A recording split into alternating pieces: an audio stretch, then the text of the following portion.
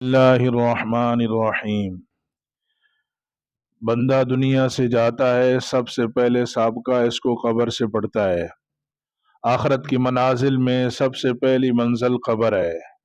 जो यहाँ कामयाब हो गया वो अगली सारी मंजिलों के अंदर कामयाब जाएगा, और जो यहाँ नाकाम हुआ आगे बड़े खतरे में जाएगा। सैयदना उस्मान रज़ी अल्लाह अन्हु जब कब्रिस्तान से गुजरते, किसी कब्र को देखते तो इतने रोते कि दाढ़ी मुबारक तर हो जाती। किसी ने पूछा, आप जन्नत और जहन्नम के तज़किरा से तो इतने नहीं रोते जितना कब्र के सामने आ जाने से रोकते हैं। तो उन्होंने यही फरमाया था कि ये पहली मंजिल है, इसमें कामयाबी जरूरी है। तो मेरे भाइयों, कामयाबी के लिए कुरान आज़ीमुश्शान है। प्यारे नबी सल्लल्लाहु अलैहि वसल्लम ने इरशाद फरमाया कि सूरह तबारकल्लज़ी जो आदमी मगरिब और इशा के दरमियान पढ़ेगा, अलिफ लाम मीम सजदा और सूरह तबारकल्लज़ी जो पढ़ेगा, ये कब्र में जाएगा, इसकी कब्र इसके लिए इस्तकबाल करेगी, इसके लिए शफात होगी।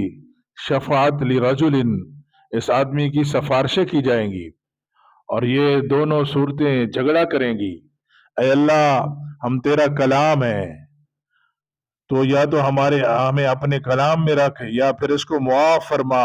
अल्लाह ताला फरमाते हैं, मैंने इसको माफ कर दिया, इनका झगड़ा सुना जाता है, इनकी शफात मानी जाती है।